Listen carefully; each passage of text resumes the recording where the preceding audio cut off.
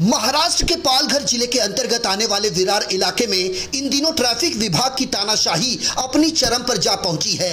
ऐसा कहना हमारा नहीं बल्कि स्थानीय रहवासियों का है। दरअसल स्थानीय लोगों का कहना है कि सड़क पर अनर्गल तरीके से वाहन खड़ा करना असंवैधानिक है, लेकिन इसी की आड़ में वे लोग भी टोविंग वैन चालकों के शिकार होते जा रहे हैं, जो कुछ क्षण के लिए अपनी मोटर बाइक खड़ी करके मंदिर में भगवान का दर्शन करने के लिए जाते हैं।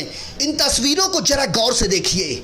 ये तस्वीरें हैं विरार पश्चिम की, जहां ट्रैफिक पुलिस द्वारा बिना अनाउंस किए ही दर्जनों लोगों की मोटर बाइक को टोविंग वैन में उठाकर भर दिया गया। स्थानीय लोगों ने जब इसका विरोध किया तो ट्रैफिक पुलिस कर्मी के साथ उनकी बहस हो गई। यहां पर ट्रैफिक पुलिस कर्मी का यह कहना है कि अनाउंसमेंट के बाद भी जब किसी ने अपनी मोटर बाइक सड़क से नहीं हटाई तब उन्होंने गाड़ी टो करने की कार्रवाई की। लेकिन स्थानीय पीड़ितों का यह कहना है कि ट्रैफिक पुलिसकर्मी ने पहले दो पहिया वाहनों को उठाकर उसे टोविंग वैन में रखवा दिया, उसके बाद लाउड स्पीकर से अनाउंसमेंट किया, जबकि ये पूरी तरह से ट्रैफिक पुलिसकर्मी की गैर जिम्मेदाराना हरकत है।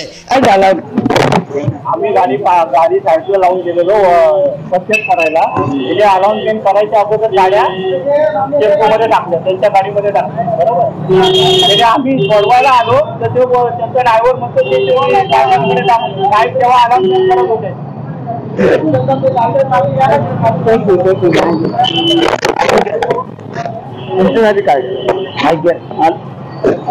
अनाउन्स करायच्या अगोदरच आहेत ना गाड्या त्या गाडीवर आणून टाकून ठेवतात.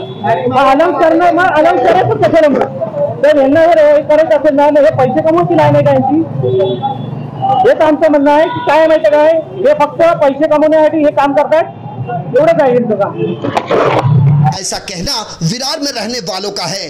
यही कारण है कि कुछ ही मिनटों में बड़ी संख्या में लोगों का हुजूम सड़कों पर उतर आया और टोविंग वैन पर चढ़ाए गए सभी दो पहिया वाहनों को जबरन नीचे उतरवा लिया। ऐसे में सड़कों पर अनैतिक तरीके से पार्क किए गए वाहनों के खिलाफ कार्रवाई तो वक्त की जरूरत है, लेकिन बिना किसी अनाउंसमेंट किए वाहनों को उठाने की प्रक्रिया सवालों के घेरे में है। ऐसा कहकर विरार के रहवासियों ने ट्रैफिक पुलिसकर्मी की कार्यशैली को कटघरे में खड़ा कर दिया है। भंवर चौहान, निर्भीड समाचार, विरार।